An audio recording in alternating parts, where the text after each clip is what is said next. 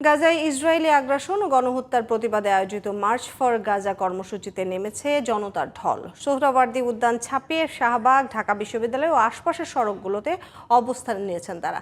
কর্মসূচি নির্বিঘ্ন করতে সেনাবাহিনীর পাশাপাশি কঠোর অবস্থানে রয়েছে আইনশৃঙ্খলা বাহিনীর সদস্যরা। আরও জানাচ্ছেন মহসিন কবির। ফিলিস্তিনের গাজায় ইসরায়েলি বর্বর গণহত্যা ও নৃশংসতার প্রতিবাদ জানাতে সকাল থেকে মিছিল নিয়ে এভাবেই সোহরাওয়ার্দী উদ্যানের মার্চ ফর গাজা কর্মসূচিতে যোগ দেন হাজারো মানুষ। ব্যানার, প্ল্যাকার্ড ও ফেস্টুন এবং ফিলিস্তিন ও বাংলাদেশের পতাকা শোভা পাচ্ছিল খণ্ড খণ্ড মিছিলে। চোখের সামনে থেকে যা দেখতেছে এগুলো দেখে আর ঘরে বসে থাকা সম্ভব না। আসছে ফিলিস্তিনে যেহেতু বর্বর নির্যাতন চালাইতেছে আমাদের মুসলিম ভাইদের উপরে, তার প্রতিবাদ করার জন্য আজকে আমরা এখানে আসছি। ইসরায়েল শিশুদেরকে হত্যা করছে, আমি প্রতিবাদ জানাই।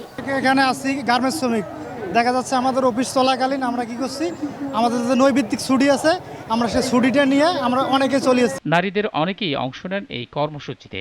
গাজায় নারী ও শিশুদের উপর নৃশংসতার কথা বলতে গিয়ে আবেগ আপ্লুত হয়ে পড়েন নেত্রকোনা থেকে আসা হাসিনা আক্তার। আমি চাই গাজায় মুসলিম শান্তি ফিরে আসে, গাজাবাসীদের উপর যেন অত্যাচার বন্ধ হয়, এই আহ্বান নিয়ে আমি আজকের এই কার্যক্রমে অংশগ্রহণ করেছি।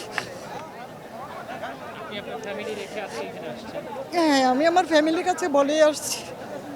নিরীহ ফিলিস্তিনিদের পাশে দাঁড়াতে বিশ্ববাসীকে সোচ্চার করার লক্ষ্যেই এই আয়োজন বলে জানিয়েছেন আয়োজকরা। ফিলিস্তিনের গাজার উপর যে ইসরায়েল গণবর্বরতা চালাইতেছে তার প্রতিবাদের জন্য আমরা নিজ ইচ্ছায় এখানে আসছি। আমরা চাই অবিলম্বে ফিলিস্তিনের ভিতরে ইসরায়েলের বর্বরতা বন্ধ হোক। যারা মানবতার বুড়িয়া উড়ায় তাদের ইন্ধনে, তাদের সহযোগিতায়, তাদের অস্ত্রদানে আমাদের এই শিশুদেরকে তারা হত্যা করছে।